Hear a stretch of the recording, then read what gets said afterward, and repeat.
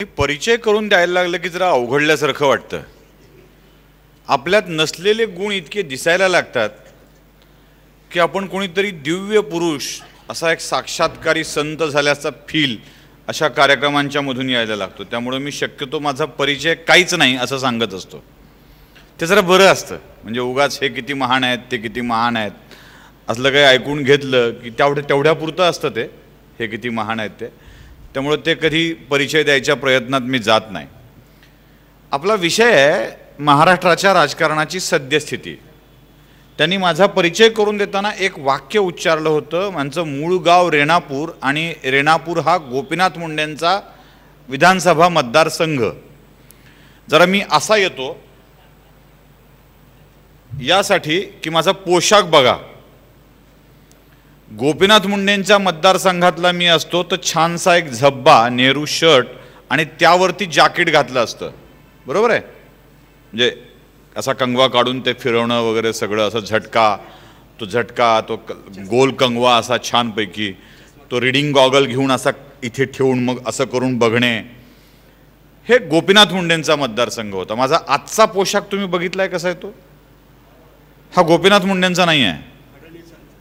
हां, म्हणजे त्या ज्या रंगाची पॅन्ट त्याच रंगाचं जॅकेट शर्ट, हीच आहे महाराष्ट्राच्या राजकारणाची सद्यस्थिती.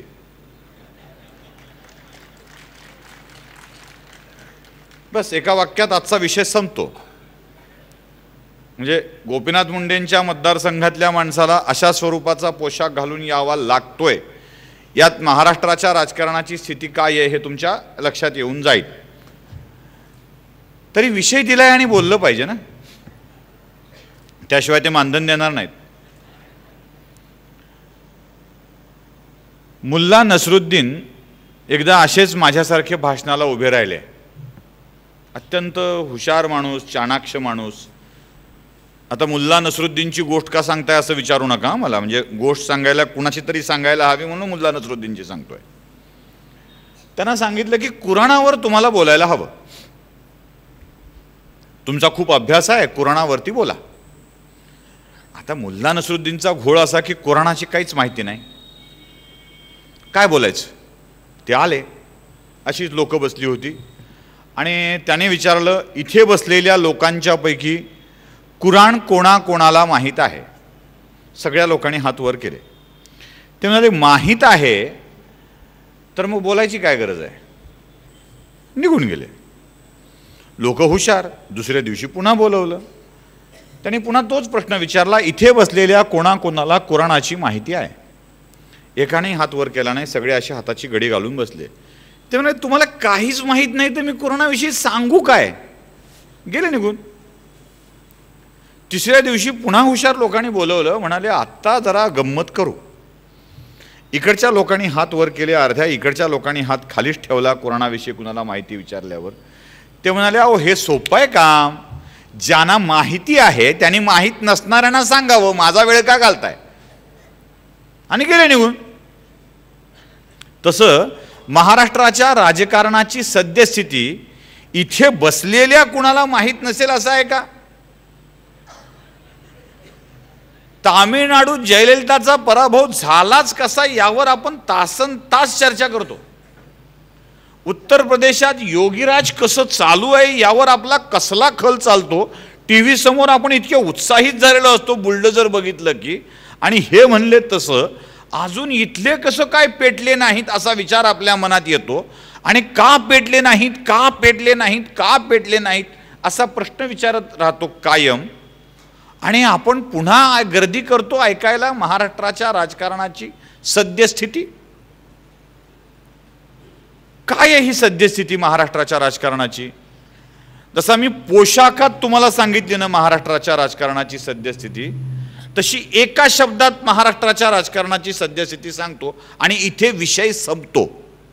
आता पुढे जे बोलणार आहे त्यानंतर ते फक्त मानधनाची रक्कम खिशात पडावी म्हणून. महाराष्ट्राच्या राजकारणाची सद्यस्थिती आहे मोदी. बस 2 अक्षर 1 शब्द मोदी. मी नरेंद्र मोदी सुद्धा म्हणालो नाही, कारण नरेंद्र या नावाचा आधार घेण्याची सुद्धा गरज नाही, इतक्या त्या स्थितीनं मोदी व्यापलाय, इतकं व्यापलाय. टाळ्यांचा गजर झाला, समोरच्या आमदारांच्या मनामध्ये गुदगुल्या झाल्या असतील की फार छान, पण सावधान, पुढे धोका आहे, इथेच खरा घात आहे. आता आपण जाऊया महाराष्ट्राच्या राजकारणाच्या सद्यस्थितीकडे. यांनी सगळा इतिहास सांगितला. स्वतंत्र झाला, गांधी गेले, मग काय गोंधळ झाला, कुठे कुठे कोण कोण मारलं, कसे आग लावली गेली, कसे लोक पळून निघून गेले. मग 1960ला तो बिनपाण्याचा मंगल कलश आला. पाणी कुठलं टाकलं माहीत नाही, थोडं स्पष्टच विचारतो. बिन पाण्याचा मंगल कलश आला आणि तो मंगल कलश महाराष्ट्राच्या मंत्रालयात स्थापित झाला. त्यात सांगितलं की हे महाराष्ट्राच्या ऐक्याचं पाणी आहे, तो कलश आम्ही घेऊन आलेलो. सांगितलं, ऐकलं. म्हणजे मला पटत नाही यासाठी की तुम्ही मंगल कलश आणला तेव्हा आम्ही तिकडे मराठवाड्यात निजाम स्टेटमध्ये होतो. तुम्ही जेव्हा महाराष्ट्र महाराष्ट्र म्हणत होता तेव्हा आम्ही निजाम स्टेटमध्ये तिकडच्या भागात होतो. ते विदर्भवाले मध्य भारतामध्ये तिकडे राहिलेले होते.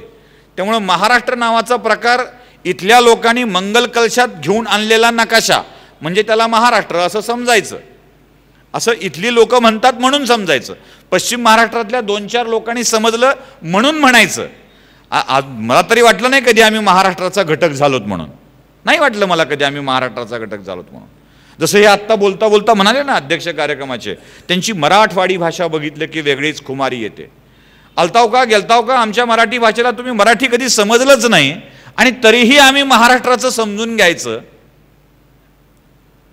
आम्ही महाराष्ट्राचे.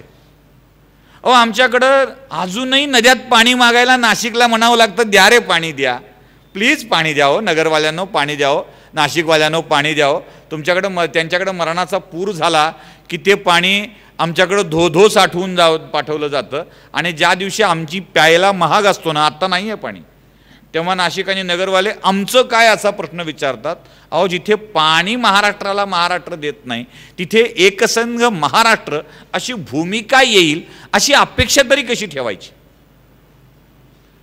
मग तो विदर्भ असू दे, तो मराठवाडा असू दे, की तो पश्चिम महाराष्ट्र असू दे, की तो आणखी काही असू दे.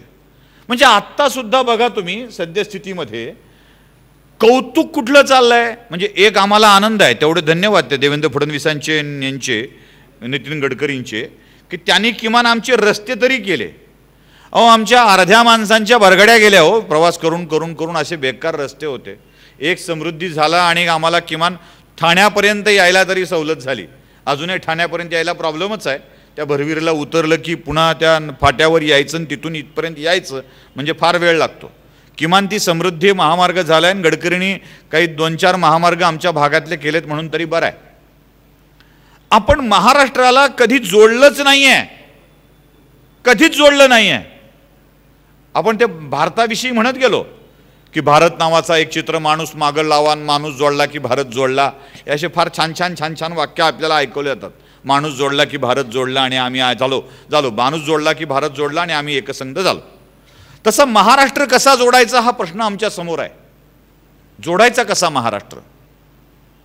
कुठली तरी एक विचारधारा सांगायची, दबकत दबकत आपण म्हणायचं की 3 माणसं म्हणजे खूप मोठीच होती, शाहू फुले आंबेडकरांची विचारधारा, आणि ती महाराष्ट्राला, तीच महाराष्ट्रात पुढे राबली पाहिजे, तीच असली पाहिजे, त्यांचा महाराष्ट्र. का हो, शाहू फुले आंबेडकरांच्या विचाराचा महाराष्ट्र आम्हाला मान्य आहे, असला पाहिजे, असलाच पाहिजे, नो डाऊट, काही शंका नाही. सावरकरांच्या विचारांचा महाराष्ट्र काय खातो? चाफेकरांच्या विचारांचा महाराष्ट्र काय खातो? हेडगेवारांच्या विचारांचा महाराष्ट्र काय खातो? तुम्हाला ज्या पद्धतीप्रमाणे या 2, 3, 4 समाज सुधारकांच्या विचारधारा महाराष्ट्राला आवश्यक आहेत, तशा आणखीही काही विचारधारा महाराष्ट्राला आवश्यक आहेत. महाराष्ट्र कोणाचा? तर महाराष्ट्र या सगळ्यांचा, या सगळ्यांचा, आणि या सगळ्यांचाच महाराष्ट्र असला पाहिजे हे ठामपणे सांगणारी माणसं जोपर्यंत तयार होणार नाहीत तोपर्यंत घाबरून घाबरून घाबरूनच जगावं लागेल. वाघ म्हणलं तरी खातोय, वाघोजीराव म्हणलं तरी खातोय. माझ्यासारखी मराठवाड्यातली माणसं तुझ्या आईला वाघड्या म्हणतात. खाणं नशिबातच आहे ना, जीव तर जाणारच आहे. मग म्हणायला काय हरकत आहे? किमान मर्दोवाला काम करके आया हो म्हणून तर जाऊ. किमान सिंघम सारख्या पिक्चरमध्ये आमची नोंद तरी होऊन जाईल की मर्दोवाला काम करके आया आहे. किमान आमच्या मायबापाला वाटेल की आपण जसे षंढासारखे जगलो तसं आपलं कार्ट तरी जगलं नाही. जोपर्यंत या स्थितीला आपण बदलणार नाहीत ना, तोपर्यंत महाराष्ट्राच्या राजकारणाची स्थिती बदलली आहे असं आपल्याला वाटणार नाही.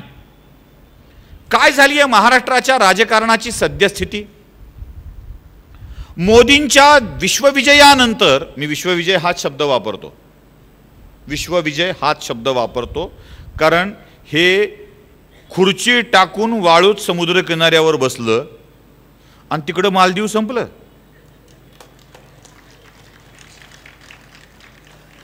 काय म्हणलं नाही हो काही. ते मालदीव फालतू आहे म्हणले नाहीत, मालदीवला थांब जाऊ नका म्हणले नाहीत, मालदीव काय देश बोलले नाहीत, त्यांनी असं बोलावं का म्हणले नाहीत, काहीच नाही. मला गंमत कधी वाटली सांगू का? ते मोदी बसले आणि मालदीव संपला, याच्यापेक्षाही आणखी एक गंमत घडली होती. आणखी एक गंमत घडली होती. तुम्ही बघितली आहे, कोणाने नोटीस केली आहे की नाही मला माहीत नाही. पण त्याच वेळेला इटलीच्या पंतप्रधानांनी एक ट्विट केलं होतं, का कोणास ठाऊक मलाही उगीच समुद्र किनाऱ्यांची ओढ लागली आहे, मलाही बीच आवडायला लागलेत. आणि काचकान आपल्याकडे ते असं करतात ना, तशा स्वरूपाचा एक स्माइली आणि लिहिलं होतं, कळतंय ना तुम्हाला, समजतंय ना तुम्हाला, असं त्याचा ते एक ट्विट होतं. मला गंमत याची वाटली की आमचा हे 70 वर्षाचा बाबा, मला मोदींचं वय सांगायला नको वाटतं कारण त्यांनी एक नियम घातला आहे 75 वर्षाचा. 72, 73 असं म्हणावं तर 2-3 वर्षात थांबतील की काय असं वाटतं. म्हणून मी मोदींचं वय कधी सांगत नाही, म्हणजे सांगायच्या भानगडीत पडत नाही. 2-4 कमीच करू, का फरक पडतंय त्याला. नाहीतरी युवा नेते उम्र 55 की दिल बचपन का. राहुल गांधी जर युवा नेते होऊ शकत असतील तर मोदी अजून तरुण म्हणायला काहीच हरकत नाही आपल्याला. काय फरक पडतो काय. मला अनेक जण विचारतात मोदी नंतर कोण. मी म्हणतो अरे असला फालतू प्रश्न पडतो कशाला. नंतर कोण असा फालतू प्रश्न मनात पडू देऊ नका. जरा बरं चाललंय देशाचं, चालू द्या, चांगलं चाललंय. जरा काहीतरी आत्ता आम्हाला जगात गेल्यावर कुणीतरी बरं विचारतंय, भारत से आया है म्हणतंय. जरा बरं चाललंय आमचं, चालू द्या. मोदीनंतर कोणचा विचार बघू, कधी करायचा आहे तेव्हा करू. आत्ता तसले अभद्र विचार मनात येऊ नका. नंबर 2 कोण, नंबर 3 कोण, नंबर 4 कोण, तुम्हाला कोण वाटतंय पंतप्रधान कोण होईल, असल्या बाजार गप्पा आपण मारायच्या फक्त. इकडं ते तिकडं काय ठरवायचं ते ठरवू देत आणि त्यांना कुणाच्या हवाली करायचं आहे ते करू देत. आपण मोदींच्या मागे उभं राहू बस. कारण ती गरज आपली आहे, मोदींची नाही. ती गरज आपली आहे. मी राजकीय विश्लेषक म्हणून सांगतो, तटस्थ पत्रकार म्हणून सांगतो. तटस्थ हा शब्द मला आठवला की उगाचच अशी टाळी वाजवल्याचा फील येतो. हेही खरे नाहीत, हेही खरे, तेही खोटे नाहीत, हेही वाईट नाहीत, तेही चांगले आहेत, याला तटस्थता कशी म्हणतात? अरे सांगा ना, चोराला चोर म्हणण्याची हिंमत ठेवा, चांगल्याला चांगलं म्हणण्याची हिंमत ठेवा. 4 पैसे लोकाचे मिळाले म्हणून उगाच आपल्या भावना बदलण्यात काय अर्थ आहे? म्हणून मोदी पुन्हा सत्तेत येणं ही मोदींची गरज नाही आहे. ना मोदींना जावई, ना मोदींची सून विदेशात आहे, ना ती विदेशातून आली आहे, कोणी नाही. काही करायचं नाही आहे. आणि जे काही आत्तापर्यंत केलंय ना ते या देशाला उभारी देणारं केलंय. खरंच सांगा, मोदींनी काय सवय लावली असेल तर खरं सांगू, मोदींनी सवय लावली आहे लोकांना देण्याची. खरंच देण्याची सवय लागली आहे. म्हणजे माझ्या खिशात एक पाकिट आहे. आत्ता इथे एक गृहस्थ येऊन भेटून गेले, त्यात त्यांनी पत्र लिहिलं आहे. मला उगीच्या उगीच नेता बिता असलं काय काय म्हटलं आहे. आणि त्यात एक चेक आहे, रक्कम टाकली आहे, कोरा नाही, रक्कम टाकली आहे, नाव लिहिलेलं नाही आहे. तुम्ही टाकून घ्या असं सांगितलं आहे. तुम्हाला ज्या कोणी रकमेला पाहिजे त्या रकमेचा, जे ज्या नावावर घ्यायचं त्या नावावर घ्या असं सांगितलं आहे. माझा स्टेजवरचा अनुभव असा आहे की अशा स्टेजवर गेलो की सगळी माणसं 50-100 रुपये हातात देतात माझ्या लेकराला दिल्यासारखी. द्यायची सवय लावली आहे मोदींनी, द्यायची. एक गंमत सांगतो. तो माणूस उभा राहिला आणि म्हणाला या देशातल्या लोकांना की मला वाटतंय की आपल्या गॅसची सबसिडी आपण सगळेच घेतोय ते योग्य नाही आहे, सोडता येईल का काही लोकांना.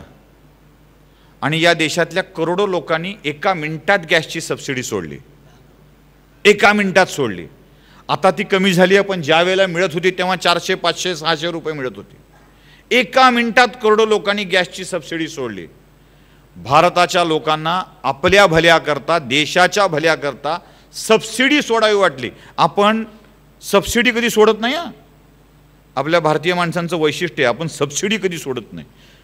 घोडा गेला हरकत नाही, लगाम सोडायचा नाही, ही आपली जी मानसिकता आहे ना आपली, ती आपण कधी सबसिडी सोडत नाही. गॅसची सबसिडी सोडली हो. त्यांनी सांगितलं देश उभा राहायला पाहिजे, तुमचीच जबाबदारी आहे, प्रत्येकाने इन्कम टॅक्सचे रिटर्न भरले पाहिजेत. काय लोकांनी इन्कम टॅक्सचे रिटर्न धडाधड भरायला सुरुवात केली हो. इन्कम टॅक्सचं उत्पन्नच वाढलं, GSTचं उत्पन्न वाढलं. म्हणजे काँग्रेसवाल्यांनी गब्बरसिंग टॅक्स असा उल्लेख केला आणि तरीही GSTचं उत्पन्न प्रचंड मोठ्या प्रमाणावर वाढलं. द्यायची सवय लावणं सोपं नाही आहे. इन्कम टॅक्स भरा म्हणले, इन्कम टॅक्स भरला. सबसिडी सोडा म्हणले, सबसिडी सोडली. कोविड आला आणि कोविडच्या काळात प्रधानमंत्री मदत कोशाला पैसे द्या म्हणून सांगितलं, धडाधड लोकांनी पैसे द्यायला सुरुवात केली. इतके पैसे की कोविडची यंत्रणा उभी करणं या देशाला सहज शक्य झालं. भारतातल्या काय जगाला लसीकरण पोचवणारा पंतप्रधान बनला आपला. आज जग कोविडशी लढण्यासाठी जी क्षमता ठेवून आहे ती केवळ आणि केवळ आपल्या देशाच्या लसीकरणाच्या उत्पादनामुळे ठेवून आहे. सामान्य माणसांनी पटापटा आपल्या खिशाला हात घातला. तुम्हाला आठवतंय पी चिदंबरम भाषणात म्हणाले होते, माझ्यासारख्या धोतरवाल्या माणसांनी मोबाईल कुठे ठेवावा आणि त्या मोबाईलमधून पेमेंट कसं करावं. UPI निघालं त्यावेळेला, गुगल पे, फोन पे याच्यावरती पेमेंट कसं करावं. आता धोतरवाला, लुंगीवाला, बिना लुंगीवाला, चड्डीवाला, पॅन्टीवाला, गाडेवाला, हातगाडेवाला घेऊन फिरणारे प्रत्येकाच्याकडे QR कोड असतो, स्कॅन करूनच पैसे देतो ना. आपले 80% व्यवहार QR कोडवरच चाललेत ना. ज्या मूर्खांनी हा शब्द मी पुन्हा वापरतो, ज्या मूर्खांनी या सगळ्या व्यवस्थेला नाकारलं होतं ती व्यवस्था जगानं स्वीकारली. पॅरिसला तुम्ही जेव्हा तिथल्या टॉवरवर जाल तेव्हा तिथे जाण्यासाठीचं तिकीट काढण्याचा एक पर्याय म्हणून UPI सुद्धा दिलेला आहे. हे कसं विसरता येईल. तुमच्या हातातला स्मार्टफोन जगात पेमेंटचं गेटवे बनलाय, याला आम्ही कसं विसरू शकतो. हा सगळा चमत्कार होत असताना, एक प्रचंड जनमत तयार होत असताना, लोक म्हणतील, लोक करतील तेच जे मोदी सांगतील अशी स्थिती आलेली असताना, टाळ्या वाजवा म्हणल्या लोकांनी टाळ्या वाजवल्या, थाळी वाजवा म्हणल्या लोकांनी थाळी वाजवली. टाळ्या वाजवायला आमचे काका, पुतणी, त्यांची लेक सगळे आले होते बाहेर त्या सिल्वर ओकच्या तिथे. सगळे तुमच्या अलीकडचे कलानगरवाले कलाकार सोडले तर बाकी सगळे आले होते. कलानगरवाल्यांना प्रश्न पडला असेल टाळी वाजवावी कशी. कशी म्हणजे कळलं ना तुम्हाला. म्हणजे आमच्याकडं अशी वाजवतात, कुणी अशी वाजवतं, कुणी थोडी तिरकस करून वाजवतं. त्यांना प्रश्न पडला असेल की वाजवावी कशी. म्हणून उगाच तिरकस बिरकस वाजली तर ताण नको म्हणून ते आले नसतील आणि लोकांनी वाजवली नाही म्हणून बोलू नये म्हणून त्याच्या विरोधात बोलत असतील. जे काय असेल ते आपल्याला काय करायचं आहे, त्यांनी का वाजवली नाही काय संबंध आहे. पण काकांनी सुद्धा वाजवली, काकांच्या मुलीनं सुद्धा वाजवली, काकाच्या जावयानी वाजवली, सगळ्यांनी टाळ्या वाजवल्या. आणि गंमत बघा, ज्या दिवशी टाळ्या वाजवायला लावल्या त्या दिवशी रामलला त्या थडग्यावरून उठून ह्याच्यात दाखल झाले होते, तंबूमध्ये दाखल झाले होते. 22 जानेवारीला आमचा बाप पुन्हा एकदा सन्मानानं तिथे स्थलांतरित होईल. जे सांगितलं ते केलं ना.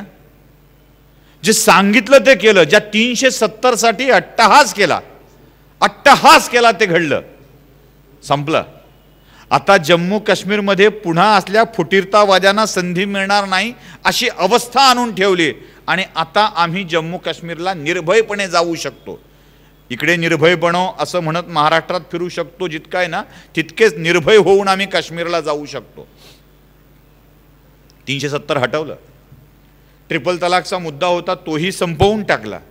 किती धाड धाड धाड धाड धाड धाड मुद्दे संपतायत. आणि जेव्हा सगळं जग मोदींचा अनुयायी व्हायला लागलाय, जेव्हा बसल्या बसल्या पाकिस्तानचा गेम होतोय, मालदीव शरणागत येतोय, कॅनडाच्या पंतप्रधानाला माफी मागावी लागते. कॅनडाच्या पंतप्रधानानं आठवलं आपल्या देशामध्ये जगामध्ये स्टँडअप कॉमेडियनचे दिवस बरे आले. ते कॅनडाचा पंतप्रधान स्टँडअप कॉमेडियन होता आहे. आपले ते पंजाबचे मुख्यमंत्री स्टँडअप कॉमेडियन होते. म्हणून सगळ्या स्टँडअप कॉमेडियनला पंतप्रधान होण्यासाठी सुद्धा उभं राहून कॉमेडी करायची हौस आली आहे. पण ते तसं होत नसतं. जे असतात ते होतात, पदावर जातात.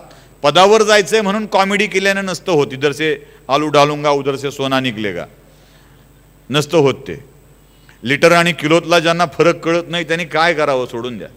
सगळं जग जेव्हा मोदींचा अनुयायी व्हायला लागलाय, सगळ्या भारतातले नागरिक जेव्हा मोदी मोदी मोदीचा नारा लावायला लागलीत, सगळ्यांना मोदी नावावर जेव्हा विश्वास निर्माण होतो आहे, तेव्हा हा विश्वास तोडण्यासाठी काही गोष्टी जाणीवपूर्वक पुढे आणल्या जात आहेत आणि तिथे सुरू होते माझ्या महाराष्ट्राची सद्यस्थिती.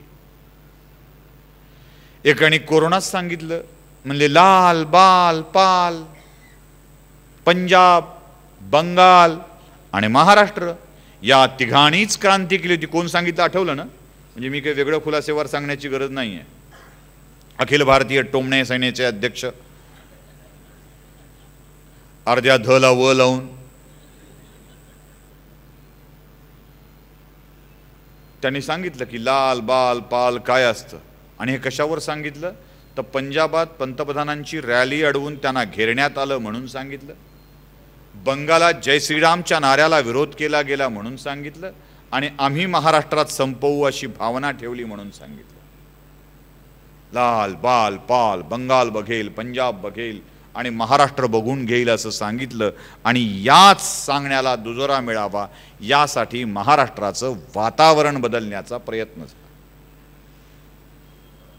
आपण नेहमी महाराष्ट्राच्या राजकारणाची सद्यस्थिती आत्ता काय चाललंय याचा विचार करताना 2-4 गोष्टीचाच विरोध करतो आणि त्याही फक्त पॉलिटिकल बघतो. फक्त पॉलिटिकल. इथे बहुतेकांच्या मनामध्ये असेल सुशील कुलकर्णी एवढंच बोलणार की देवेंद्र फडणवीसांना मुख्यमंत्री होऊ दिलं नाही, एका ब्राह्मणाचा एवढा दुस्वास का करता, देवेंद्र फडणवीस मुख्यमंत्री झाले असते तर काय फरक पडला असता. अजिबात नाही. देवेंद्र तो सिर्फ एक बहाना है. देवेंद्र फडणवीस काय आहेत, मी फार चांगलं वाक्य वापरत असतो. देवेंद्र फडणवीस मुख्याध्यापकाचे आवडते मॉनिटर आहेत.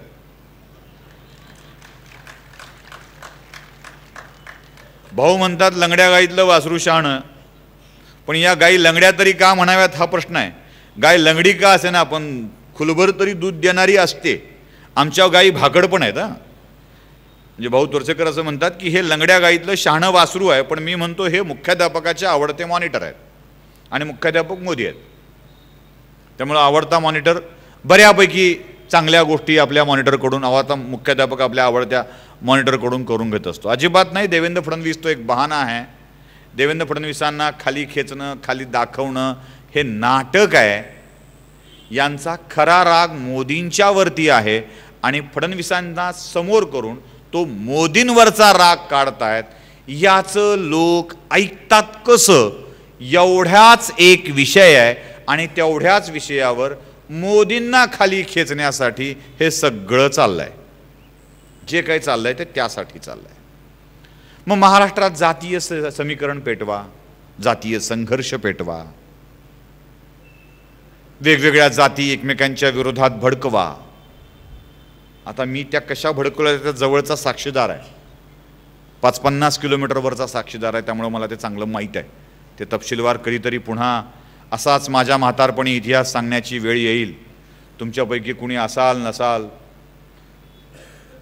मी असेल वय थकलेला असाच काठी टेकत टेकत येईल आणि त्यावेळेला काय झालं होतं हे सांगेल, कारण आत्ता सांगू तो गोंधळ माजेल. त्याच वेळेला वादग्रस्त विधान म्हणून फार फार तर बातम्या येतील, एवढंच. एखादी केस होईल. पण महाराष्ट्राच्या राजकारणाला अक्षरशः, शब्दशः, अक्षरशः, जे अक्षर त्यातल्या अक्षरासहित विटाळण्याचं, बाटविण्याचं, नासविण्याचं काम चाललंय. आणि ते काम जाती पाती आणि पंथांच्या मध्ये विखुरलेल्या स्वरूपात करायचं, हे लक्षात ठेवा. एक भयंकर मोठं षडयंत्र उभं आहे तुमच्या समोर. आता येतो यांच्या मुद्द्यावरती. अध्यक्षांनी जो मुद्दा उपस्थित केला होता त्यांनी एक फार मोठा भयंकर प्रश्न विचारला आणि तो प्रश्न विचारल्याबरोबर पहिल्या रांगेतल्या माणसांच्या कपाळावरती आठ्या पसरल्या होत्या.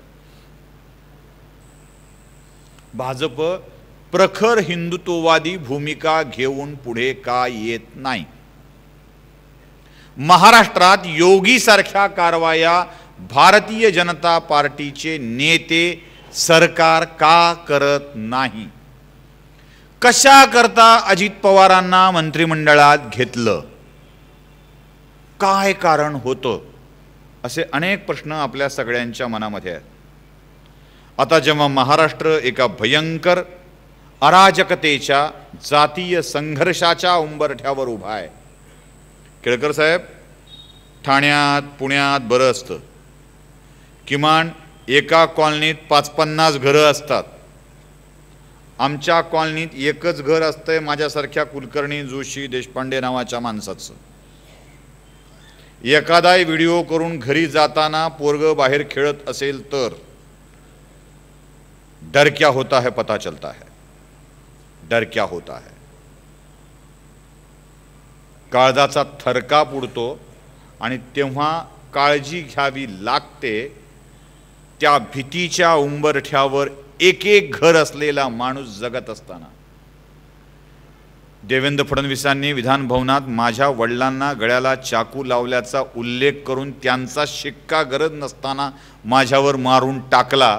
पोस्टाचा शिक्का जसा स्टॅम्पवर बसतो तसा आमच्यावर तो यूट्यूबच्या विश्वात बसला. पण बापाच्या गळ्याला चाकू लागल्यावर काय वाटलं असेल याचा अंदाज, याचा भयाचा थरकाप काय होऊ शकतो तुम्हाला साधारणतः येऊन जातो. प्रचंड ट्रॅफिकमध्ये आपलं बारकं पोर बाहेर गेलं तर भीती वाटते. एवढा जातीय विखार जर महाराष्ट्रात पेटवला जात असेल तर पहिल्यांदा या विखाराला थांबवण्याची आवश्यकता असते आणि तीच कृती घडते आहे. त्यामुळं उगाचच आपल्या मनातला विश्वास डळमळीत करून घेऊन आता हे काय करणार, आता ते काय करणार, असा विश्वास डळमळीत करून घेऊन बिघडलं सगळं, हेही तसेच निघाले असं समजून घेऊ नका. तिथे तुमचा घात तर होईलच होईल, पण तुम्ही ज्यांच्यावर विश्वास ठेवलाय त्यांचा शक्तिपात होईल. हेच हवंय, हेच हवंय. तुमचा विश्वास डळमळीत व्हावा, त्यांचा शक्तिपात व्हावा, यासाठीच हे सगळं करणं चाललंय. त्यामुळं तो विश्वास डळमळीत होऊ देऊ नका, एवढंच. आता प्रश्न येतो, कारवाई का करत नाहीत? उत्तर प्रदेशचं ठीक आहे हो, उत्तर प्रदेशचं ठीक आहे. तिथल्या जनतेने 2/3 बहुमत भाजपच्या हातात दिलंय. आपण दिलंय. मागच्या वेळेला 114, या वेळेला 105. बहुमत म्हणायला लागतात 145. 2/3ला तर अजून कुठे वेगळंच. आपण दिलंय ते बहुमत. महाराष्ट्रानं भारतीय जनता पक्षाला स्पष्ट बहुमत एकदाही दिलेलं नाही, ते जोडतोड करून घ्यावं लागलंय. जेव्हा असं जोडतोड करून बहुमत घ्यावं लागतं तेव्हा खिशात राजीनामे ठेवू नयेत म्हणून, राजीनामे खिशात ठेवून फिरतात लोक, कधीही काढून देऊ शकतो, कधीही काढून देऊ शकतो, म्हणून जरा काळजी घ्यावी लागते. मग अजित पवारांना का घेतलं? तर मागच्या वेळेसारखं आमच्या खिशात राजीनामा आहे असं म्हणू नये म्हणून. म्हणजे मागं कसं म्हणायचे, आमच्या खिशात राजीनामा आहे, आम्ही देऊ शकतो, आम्ही देऊ शकतो. नाही नाही, ठेवा खिशात, ठेवा खिशात ठेवा. आता कुणी खिशात राजीनामा आहे म्हटलं तर दे बोवा म्हणता येते, कारण आमचे 105 त्यांचे 40, तुझे 40 त्यांचे 40, देऊन टाक कुणाला ज्याला द्यायचं आहे त्यांनी. जो कोणी खिशात आहे म्हणेल त्याला पटकन काढून घेता यावा यासाठी. म्हणजे हे भाजपच्या खरं तर असल्या चाली सांगायच्या नसतात सांगायच्या. लोक म्हणतात भाजपनं आपली रणनीती उघडी करावी. काही येडे झाले का काय तुम्ही? ती रणनीती आहे, ती रणात उघड होत असते लढताना. इथं आधी सगळ्यांच्या समोर उघड करून खेळेल ते खेळ कसला? त्याला नीती म्हणायचं की काय? उघड सांगायचं की काय सगळंच? आता आम्ही ना समोरून येऊन मारणार आहोत, आता आम्ही तलवार काढणार आहोत, आणि तलवार जमलत नाही तर आम्ही बंदुका पण आणल्यात, ते तोफा आणते तेवढं सांगितलं की. रणनीती उघड करायची नसते हे लक्षात ठेवा, आणि तीच रणनीती उघड केल्या गेलेली नाही आहे. राजीनामे खिशात आहेत म्हणणाऱ्यांच्यासाठी हा एक तोडगा आहे. नंबर 2, जरा थोडंसं मी या सगळ्याच्या पलीकडे भावनिक होऊन विचार करतो, वेगळाच विचार करतो, थोडासा वेगळाच. आत्तापर्यंत महाराष्ट्रात राजकीय पक्ष फुटलेच नाहीत का? फुटलेत. शिवसेना फुटली आहे. कोण कोण फोडली आहे? असा प्रश्न आहे की कोण कोण फोडली नाही. फोडण्यात ठाणे जिल्हा का आघाडीवर आहे मला कधीच कळत नाही. जेवढ्या वेळेला शिवसेना फुटली तेव्हा ठाणेमध्ये आहेच, कधी ना कधीतरी आहेच. एकदा दोनदा तीनदा कधी फुटली की ठाणे आहेच. म्हणजे आत्ता आहेतच. तिकडे नवी मुंबईवाल्यांनी एकदा असंच 2-4 गाव घातलेच. ठाण्यातल्या माणसांना शिवसेना फोडण्यात का रस आहे मला कळत नाही. त्यांचा आनंद शिवसेना फोडण्यातच आहे की काय? उगी ठाणेकरांनी मला जाऊ द्यावं, गपचूप जाईन, काही फार करणार नाही, पण त्यांचा आनंद शिवसेना फोडण्यातच आहे की काय असा मला प्रश्न पडतो. कारण बऱ्याच वेळेला ती फोडण्यात आली आहे, आणि हे फोडायचं काम करणाऱ्यांच्यामध्ये मॅक्सिमम वेळेला शरद पवारांचा हात आहे. मॅक्सिमम वेळेला.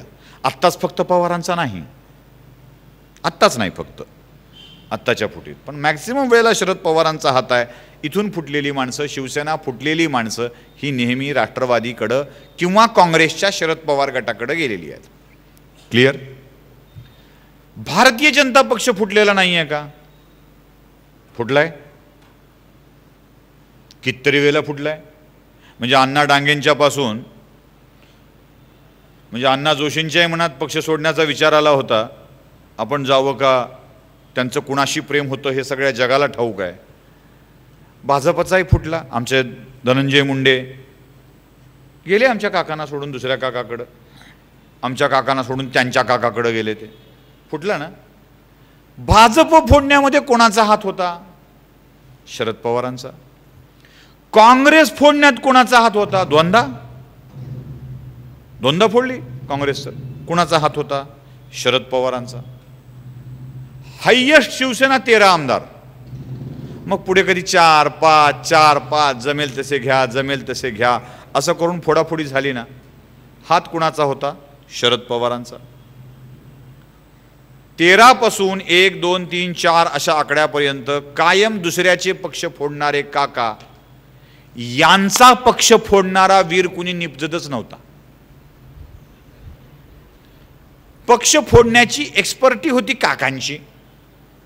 कुठलाही पक्ष फुटला म्हणलं की काका, जसं आपल्याकडे असतं ना पोलीस, बघा घर फुटलं की पोलीस येतात आणि घर फुटल्याबरोबर कडा तोडला का, कडी तोडली आहे का, कोंडा तोडलाय का, कुलूप तोडलंय याचा अंदाज घेतात का, गजनी अशी खिडकीचे गज वाकवून गेलाय का याचा अंदाज घेतात, आणि मोडस ऑपरेंडीवरून ठरवतात की हे कोण केलं असावं. खिडकीचे गज वाकवून आत प्रवेश करणारा कोण असू शकतो, कडी कोंडी तोडून जाणारा कोण असू शकतो, किती वाजता झालं असावं, यावरून कोण गुन्हेगार कोण आरोपी हे ठरवलं जातं. तसं आता इथे पक्ष फोडणाऱ्यांच्या मध्ये कोण फोडला असावा याची चौकशी करण्याचीच गरज नव्हती.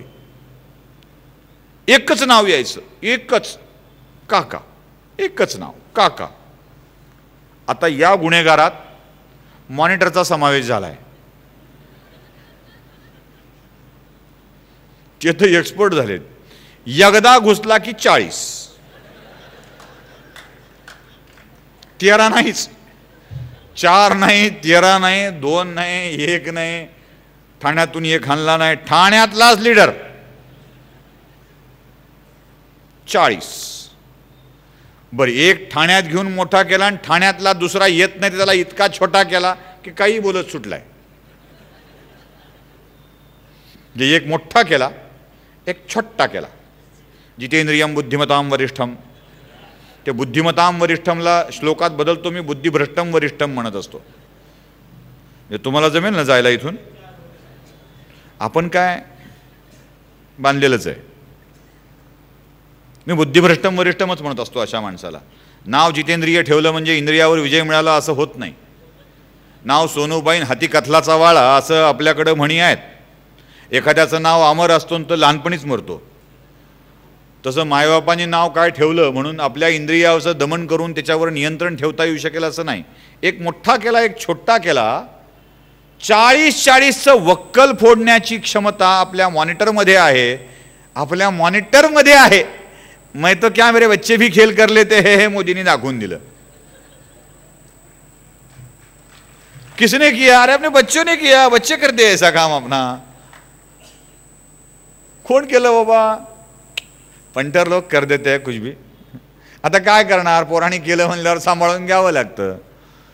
पण एवढं मात्र नक्की आहे की 2-2 पक्ष फुटू शकतात आणि ते काकांच्या शिवाय फुटू शकतात हे सिद्ध केलं. आणि दुसरं काय चांगलं घडलं असेल तर तुम्ही कधी मिटकरींचं ट्विट बघा.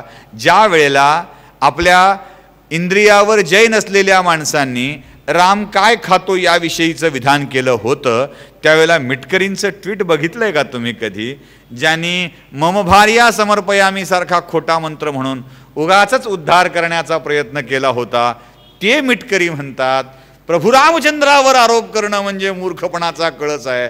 आवाड तुम्ही सिद्ध करू शकाल का? अहो, यापेक्षा कुठली चांगली गोष्ट? आहा, प्रभू रामचंद्रावरती इतकी गाढ श्रद्धा अमोल मिटकरींची असू शकते, ती येऊ शकते. याच्यापेक्षा अजून कुठलं हो? अजून कुठलं रामराज्य पाहिजे? आमच्या वर्गमैत्रीण सुषमा अंधार यांचे बघितलंय. प्रभू श्री रामचंद्र कसे एकवचनी सत्यवचनी असे होते. त्या बाई मला लाईव्ह करून बोलायला लागल्या ना प्रभू रामचंद्रावरती. त्यांची जुनीच वाक्य मला आठवतात हो. रामराव, सीतामाईला तुम्ही करायला लावलं, आमचं नव्हतं का? तुमच्या लफड्यावर कोणी शंका घेतली नाही का? असं त्या आधी विचारत होत्या. आणि आत्ता प्रभू रामचंद्र म्हणजे सत्याचा अवतार त्यांना वाटू लागला. रामराया काय रे, काय बदल आहे हा बदल कुठून झाला असेल, कसा झाला असेल? आदरणीय छगन भुजबळ आता फुलावर बोलनात, पूजेवर बोलनात, देवावर बोलनात, कशावर बोलनात? काय नाही, मस्त चाललंय, इतकं छान चाललंय ना. मग एवढ्या सगळ्यांच्या वृत्तीतला बदल ज्या काठीला लावलेल्या गाजरामुळे झाला आहे, त्या गाजरावर आपण शंका का घ्यायची? चलने दो ना, क्या फरक पड रहा है? महाराष्ट्राच्या विचारधारेत सत्ता एवढा बदल करू शकत असेल तर आपण यावर शंका घेऊन आपल्याच मनाची चलबिचल का करून घेतोय, हा माझ्या मनाला पडलेला प्रश्न आहे. मुळात खरी गंमत सांगू, पुणेकरांच्या सारखं अख्ख्या महाराष्ट्रानं होऊ नये असं मला वाटतं. कुणी पुणेकर असतील तर मला माफ करा. पुणेकरांच्या सारखं होऊ नये म्हणजे मी जो थेअरी मांडत आहे तीच योग्य आहे. माझ्या इतका हुशार जगात कोणीही नाही. मी जे बोलतोय ते बरोबर आहे असं समजून असं समजणंपर्यंत ठीक आहे, इथपर्यंत ठीक आहे. पण समोरचा मूर्खच आहे जेव्हा असं आपण समजायला लागतो तेव्हा गडबड होते. ती थेअरी नका ठेवू डोक्यात. समजून घ्या की समोर काय होतंय समोर. माझ्या विचारधारेवर माझीच श्रद्धा नसेल ना तर गडबड होऊन जाते. लोक आम्हाला म्हणतात, तुम्ही बोलतो पुरोहित साहेब, त्यांना उगीच भीती वाटत होती की मी काय बोलतो की. लोक आम्हाला म्हणतात की तुम्ही भाजप पोषित आहात. किती किती कमेंट येतात ना. म्हणजे हे लाईव्ह असेल तर तेही म्हणतील आता लोक, त्याच्यावर खाली सुरू झाला असेल, हा कुलकर्णी म्हणजे भाजपचा पोपट, हा भाजप पोषित, भाजपने सांभाळलेला. आमचं दुखणं हे आहे की आम्ही भाजप पोषित नाहीत. आमचा मेळघाट झालाय त्या विषयात. म्हणजे आरोप तर झालाय पोषणाचा, पण इकडे मात्र कुपोषण चालू आहे. म्हणून नाही, भाजप पोषण करत नाही असं समजून बंद करायचं का? हे भाजपनं पोषण करावं म्हणून सुरू केलं होतं का? सुरू करताना भाजपने आम्हाला सांभाळावं म्हणून केलं होतं का? बरं, सगळ्यात मोठा प्रश्न भाजपवाले विचारतील, बाबा मी म्हणलो होतो का तुला सुरू कर म्हणून? नाही, मग केलास कशाला? तुझीच खाज होती ना, मग कर, नाहीतर नको करू. मग माझी खाज काय होती? माझ्या हिंदुत्वाला मानणाऱ्या वर्गाला वस्तुस्थिती समजली पाहिजे. जे लोकांना खुलेपणाने बोलता येत नाही ते मला मांडता आलं पाहिजे आणि लोकांना ते खरं कळलं पाहिजे. ही माझी गरज होती, माझी इच्छा होती. मी ती मांडत गेलो, म्हणून लोक बघत गेले. भाजप पोषित व्हावं म्हणून मी सुरू केलं असतं तर कदाचित हे सभागृह गच्च भरलं नसतं, अजिबात भरलं नसतं. माझ्या खिशातलं पाकिट मला बघायला मिळालं नसतं. माझ्या गुगल पे, फोनपेच्या अकाउंटवर 22 लक्ष रुपये मिळाले नसते. स्टुडिओ उभा केलाय मी जागा विकत घेऊन. 100 रुपये, 50 रुपये, 100 रुपये, 50 रुपये देणारी माणसं आहेत, ज्यांनी मला ते माझ्या तोंडावर मारून सांगितलंय की आम्ही तुला विकत घेतलं आहे, आता कोणत्या हरामखोराला विकत जाऊ नकोस. मग ही व्यवस्था आपण तयार करतो, हे आपण कायम राहतो, कारण माझी त्या विचारधारेवर श्रद्धा आहे. उगाच जाऊन भगव्या ध्वजापुढे हात असा करून स्वयंस्वीकृत कंटकाकीर्णकार्य असं म्हणायचं नसतं. परमवैभवम नेतु मेतत् स्वराष्ट्रम ही प्रार्थना उगीच म्हणायची नसते. आणि ती म्हणायची असेल, परमवैभवाकडे या भूमीला न्यायचं असेल तर स्वयंस्वीकृत कंटकाकीर्ण मार्ग आहे हे आधी मान्य केलं पाहिजे. म्हणून काटे रुतल्याचं दुःख व्यक्त करायचं नसतं की मार्ग सोडायचा नसतो. माझ्या मनासारखं झालं नाही म्हणून माझी विचारधारा मी सोडणार, हा कुठला आलाय मर्दपणा? अरे आत्ता आत्ता त्या बाबामुळं दिवस बरे दिसायला आले आणि तुम्हाला लागले लगेच आमच्या मनासारखं झालं नाही, आमच्या मनासारखं झालं नाही. म्हणजे काय? आपण तुलना कुठे करतोय? उत्तर प्रदेशाची. आपण तुलना कुठे करतोय? आसामची, महाराष्ट्रासोबत. असं घडलं पाहिजे. नाही घडलं. छातीवर हात ठेवून सांगा, नाही घडलं. घडलं पण बोंब मारली नाही इतकंच. काय झालं? मालाडच्या समुद्रामधलं एक दर्गा सकाळी उघड झाला आणि संध्याकाळी साफ झाला. झाला नाही? पावनगडावरचं अवैध बांधकाम तासाभरात साफ झालं नाही? प्रतापगडावरची अफजल्याची कबर दूर झाली नाही? किती वेळात झाली? बीड जिल्ह्यातल्या माजलगाव मध्ये पोस्टर लावणाऱ्या नराधमांना, देशद्रोह्यांना किती मिनिटात अटक झाली? झाली नाही? 32 केसेस अशा आहेत ज्या मी सांगू शकतो, ज्या कारवाया उत्तर प्रदेश सारख्याच आहेत, आसाम सारख्याच आहेत. फरक फक्त इतका आहे, योगी बोंब मारून सांगू शकतात, तुमच्या माणसानं बोंब मारली की त्याच्या विरुद्ध बोंब मारणाऱ्यांना रान मोकळं सापडतं आणि विचित्र वातावरण तयार करता येऊ शकतं. म्हणून डंका पिटता येत नाही. आता तुम्ही ठरवा, डंका पिटून उगाच गोंधळ उडवून शंका निर्माण करायची आहे, गोंधळ निर्माण करायचा आहे की नाही करायचं, शांतपणे चालू द्यायचं? बारूदच्या ढिगाऱ्यावर बसून, दारूच्या ढिगाऱ्यावर बसून सिगरेट पिता येत नसते ना, तसंही हे नाही करतायत काही गोष्टींचा खुलासेवार तपशीलवार खुलासा, आणि नाही सांगतायत की आम्ही असं करतोय. 32 प्रकरणं मी सांगू शकतो, 32 प्रकरणं. आणि पुन्हा पुन्हा आपण एकच विषय म्हणायचा की माझं पर्सनल झालं नाही, आमची व्यक्तिगत काही लाभ झाले नाहीत. नाही होऊ देत, चला हरकत नाही. जो फटका आम्ही या वेगवेगळ्या राज्यात सहन केला, मोदी तुझसे बैर नहीं इसकी तो खैर नहीं, तो फटका सहन करणं आता महाराष्ट्रात जर घडलं, उद्या जर हे महाराष्ट्रात घडलं तर महाराष्ट्रातल्या अल्पसंख्याक समुदायासाठी खूप कठीण होणार आहे. यातला अल्पसंख्याक समुदाय हे शब्द जरा नीट ऐका, त्याचा योग्य तो अर्थ लावून घ्या. म्हणजे उगाच अल्पसंख्याक म्हणजे मुस्लिम अल्पसंख्याक उरलेले नाही आहेत. 15% वर गेले तर 15%ला अल्पसंख्याक म्हणत नसतात.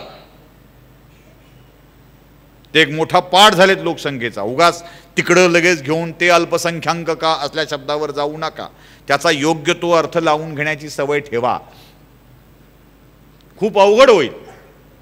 आणि आता जे तुम्हाला मागाशी मी म्हणालो होतो ते गेले आमदार साहेब, त्यांच्यापर्यंत कृपया पोचवा त्यांच्या कार्यकर्त्यांनी. आता मला काय म्हणायचं आहे ते, महाराष्ट्राच्या राजकारणाची सद्यस्थिती काय आहे तुमच्या लक्षात येऊन जाईल. एक साधं गणित मी तुम्हाला सांगतोय. किती वाजले ते बघितलं, तारीख बदलायला नको ना, कारण पुन्हा उशीर झाला, खुल्यात कार्यक्रम, अडचण नको व्हायला म्हणून. एक साधं गणित मी तुम्हाला सांगतो, साधं गणित. देशाची लोकसंख्या जाऊ दे खड्ड्यात, मतदार संख्या आपण 100 कोटी गृहीत धरूया. 100 कोटी बस ना, 140 कोटीचा देश, 100 कोटी मतदार असतील. या देशामध्ये हिंदू आणि हिंदुएतर अशी विभागणी करा. किती टक्के तुम्ही हिंदूंना द्याल? किती टक्के हिंदू मतं असतील? कोणीतरी जरा जोरात सांगेल? 70, 75, 80 असे लोक म्हणतात. आपण 70 धरायचं. 30% गैर हिंदू, 70% हिंदू, बरोबर? आता हे नीट ऐकायचं आहे गणित प्रत्येकाने कृपया. आणि काय होतंय महाराष्ट्रात तुमच्या लक्षात येऊन जाईल. देशाचं आणि महाराष्ट्राचं गणित वेगळं नाही आहे. जबाबदारी काय आहे हे लक्षात घ्या आपल्यावरती, एक जागरूक नागरिक म्हणून. कारण मी असं समजतो की व्याख्यानाला, कार्यक्रमाला वेळेत वेळ काढून येणारी माणसं जेवण झाल्यावर शतपावली म्हणून बाहेर येत नसतात, तर काहीतरी ऐकावं, जाणून घ्यावं, त्यावर आपला विचार करावा आणि समोरच्याला सांगावं यासाठी येत असतात, शतपावलीसाठी येत नसतात. त्यामुळे त्या जबाबदार लोकांच्या समोर आपलं मत मांडावं या मताचा मी आहे. माझे गुरु विवेक गळजाचे सांगायचे, कार्यक्रमाला 10 लोक आली तरी आपली दाणे त्यात टाकून द्यावी, आपली बी टाकून द्यावेत. 4-2 लोकांच्या मध्ये उगवतं आणि मग काम भागून जातं. त्यामुळे मी हे गणित सांगतोय. 70% 30% असं गृहीत धरूया. निवडणुकीचं गणित जरा नीट तपासून बघा. हिंदूंचं एकूण मतदान 70% होत असलं तरीही हिंदूंचं मतदान 60% होतं आणि गैरहिंदूंचं मतदान मात्र 80% जातं. म्हणजे मुस्लिम वस्त्या, दलित वस्त्या यांच्यामध्ये होणारं मतदानाचं प्रमाण हे 80% असतं आणि हिंदूंच्या वस्त्यांमधून होणारं मतदानाचं प्रमाण हे 60% असतं. 20%चा डिफरन्स आहे एकूण पर्सेंटेजमध्ये.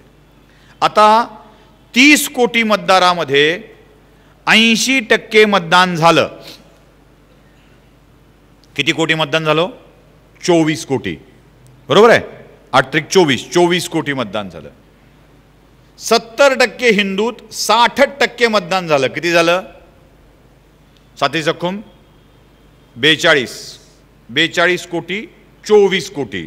बघा आता आकड्यांचा फरक. म्हणजे हिंदू मतदान एकूण होतंय 42 कोटी, गैरहिंदू मतदान एकूण होतंय 24 कोटी. गैर हिंदू मतदानातलं मतदान तुम्हाला किती मिळतं?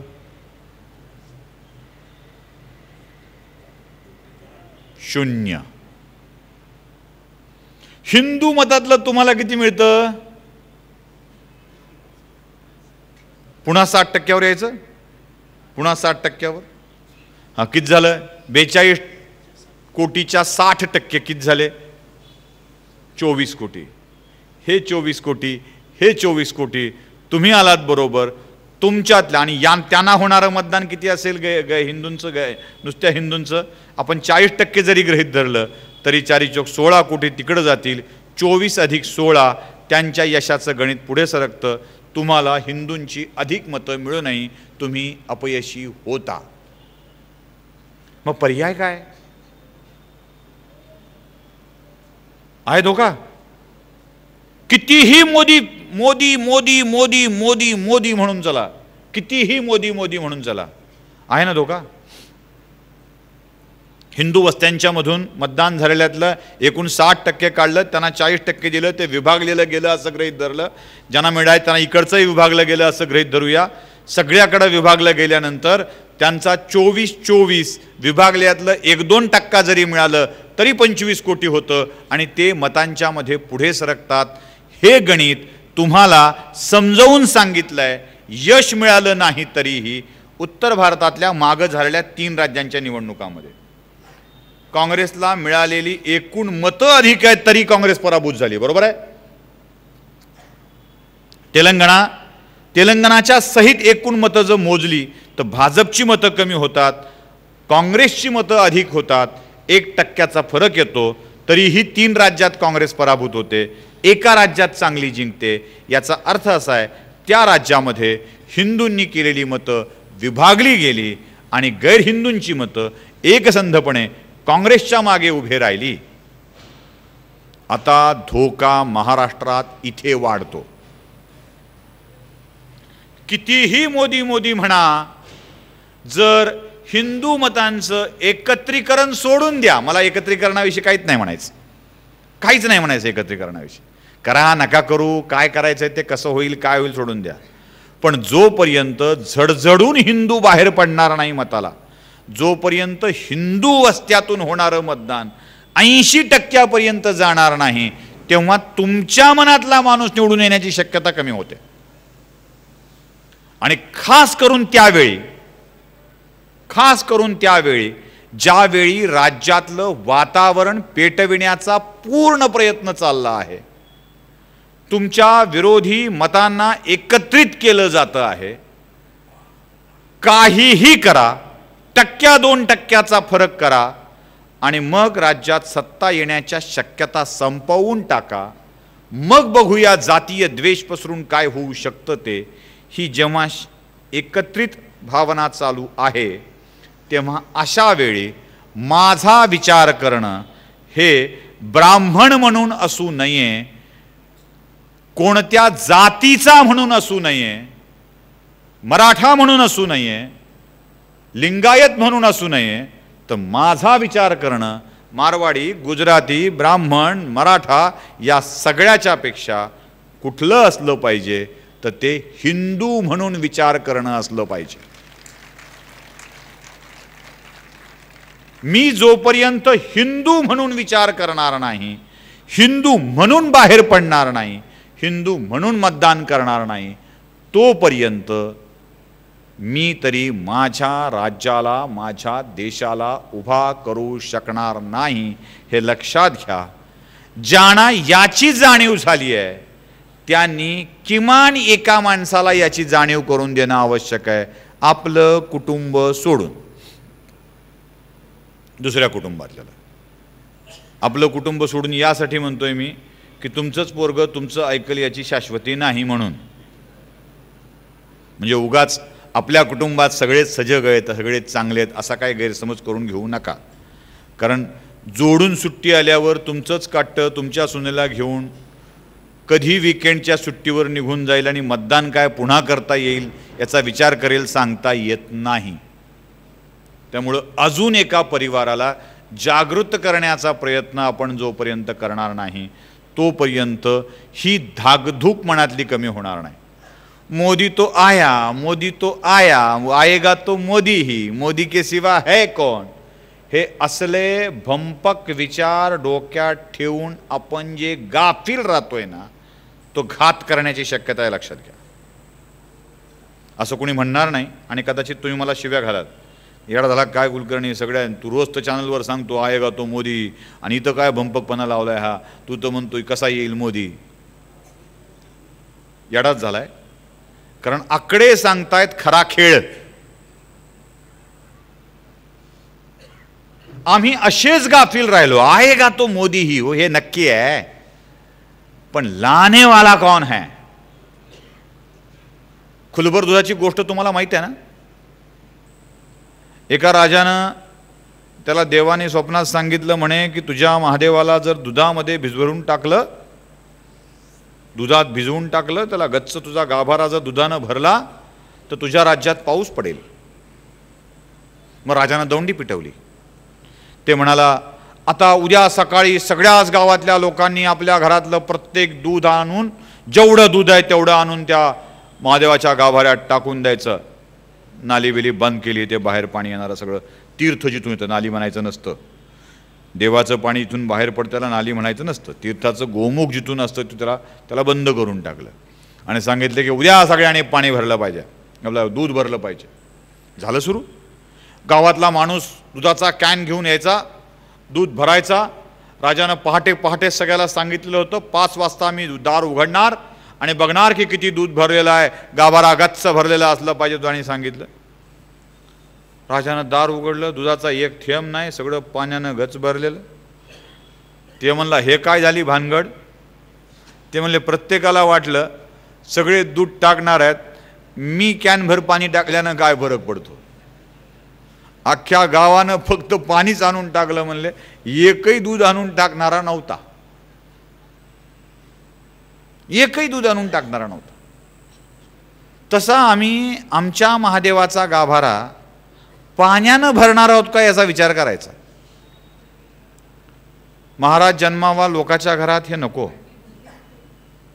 अजिबात नको.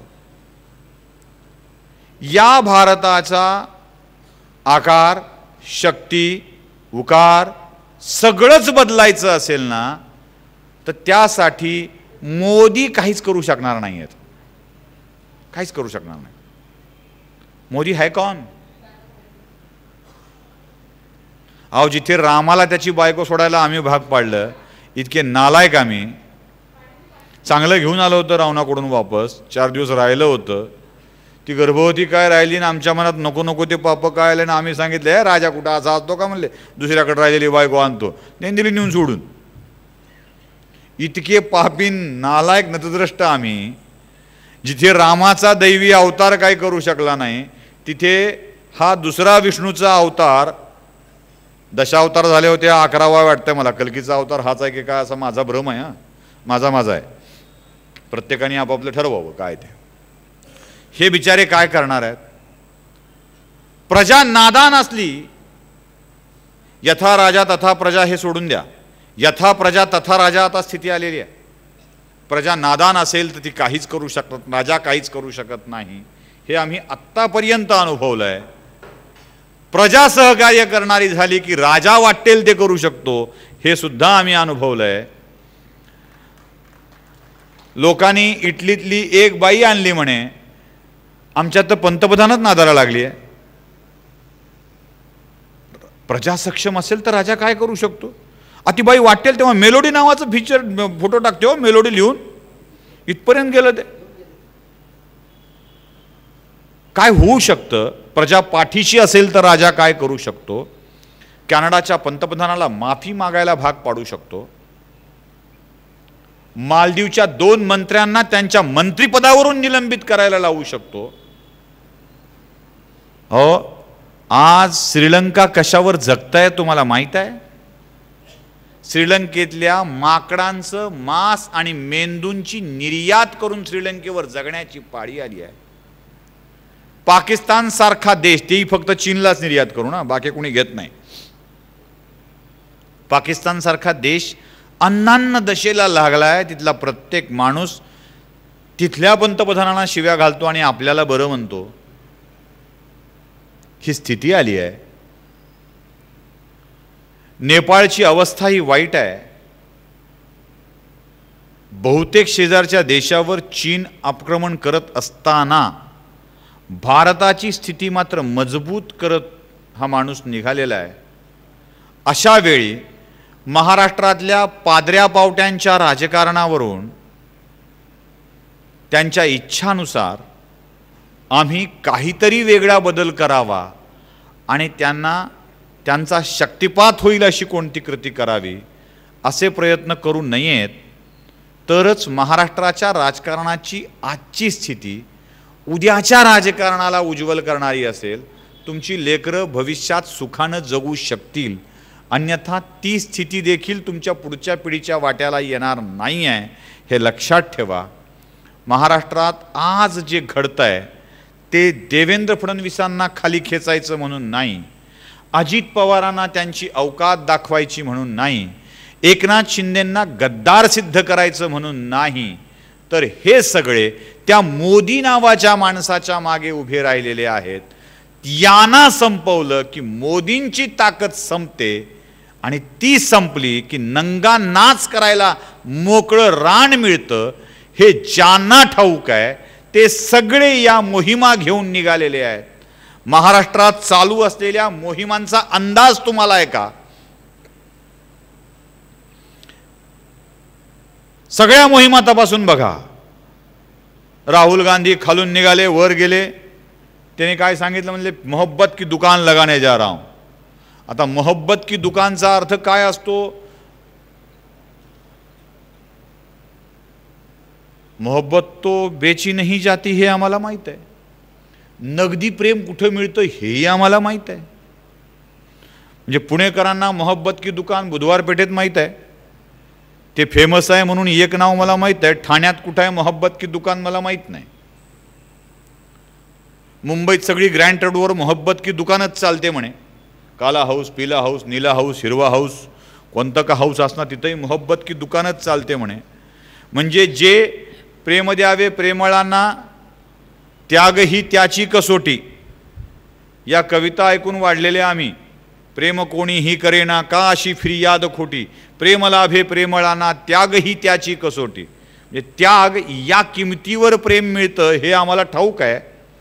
प्रेम द्यावण प्रेम घ्यावं हे आम्हाला ठाऊक आहे, त्याला आम्ही मोहब्बत म्हणतो।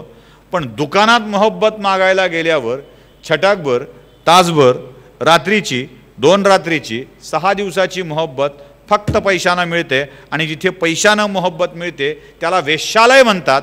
हे कळण्या इतके आम्ही नादान नाहीत। काही लोकांनी मोहब्बत की दुकान काढली, कोण काढली मी सांगायची गरज नाही। 55 के सगळेच काढतात। बहुतेक वेळेला 55 के झाल्यावर सुद्धा उपलब्ध साधनं नसली की मोहब्बतच्या दुकानातच जावं लागतं, म्हणून कदाचित त्यांनी मोहब्बत की दुकान काढली असेल। माफ करा, जरा शब्दांचा जरा वेगळाच अर्थ तुम्ही काढू शकाल, पण कधीतरी हे बोललं पाहिजे, स्पष्टपणे सांगितलं पाहिजे। ही मोहब्बत की दुकान सुरू झालेली आहे। कोणी निर्भय बनो म्हणून मोहिमा सुरू केलेल्या आहेत, कोणी कुठल्या मोहिमा सुरू केलेल्या आहेत। आता इकडून तिकडं यात्रा निघाली आहे, त्याला काहीतरी वेगळंच नाव आहे। कोणी भारत जोडो काढली, तर कोणी न्याय यात्रा काढली। यांच्या तारुण्याच्या व्याख्या काय तेच मला कळत नाही। 80 वर्षाच्या म्हाताऱ्याला नीट चालता येत नाही, त्याला केलाय पार्टीचा अध्यक्ष, आणि इकडे तरणे ताठे पोरं चालले पार्टी सोडून। आता उरलंय फक्त एक, आणि ते ये पायलट। एकदा पायलट पार्टी सोडून उडी मारून पळून गेला की ह्यांचं विमान क्रॅश झाल्याशिवाय राहणार नाही एवढं नक्की आहे। मुंबईतला एक गेला निघून काल, आजच मी नाही जा म्हणत। आता ते कुठे जातील आणि काय करतील याचा अंदाजही आपल्या सगळ्यांना आहे। त्यामुळे या सगळ्या मोहिमा महाराष्ट्रातलं वातावरण कलुषित करण्यासाठीच्या आहेत, आणि हे कलुषित केलेलं वातावरण जनसामान्यांच्या मध्ये अस्थिर भावना निर्माण करणारे आहेत। निर्भय बनो असं सांगताय कुणाला उचकवताय? म्हणजे आपल्याकडे बघा, गल्लीत हानभर त्याला, तू का घाबरतोस का काय, हानभर त्याला, हान त्याला, मार त्याला, तू का छोटा माणूस आहे का, असं आपण तेव्हाच म्हणतो जेव्हा दोघात भांडणं लावायची असतात तेव्हा. हे निर्भय बनोचे सल्ले कोणाला दिले जात आहेत, कशासाठी दिले जात आहेत हे न करण्याइतके आम्ही नादान नाही आहेत. ते सल्ले तुम्हाला कळावेत आणि या सल्ल्याला न पाळता नेमकं करायचं आहे काय करावं कळावं, यासाठीच आजच्या विषयाची मांडणी मी करायला आलो होतो. तुम्हाला आवडलं असेल तर टाळ्या नका वाजवू, आवडलं असेल तर कृपया मी अधिक एक अशी त्याची पुढे गणिते वाढवा. दिव्या लागी दिवा तेजाळत गेला, उजळून आला आसमंत अशी अवस्था व्हावी, एवढ्याच सदिच्छा व्यक्त करतो आणि 9:45 वाजता थांबतो. 15 मिनिट आधी थांबलोय, बंद करायच्या. नमस्कार.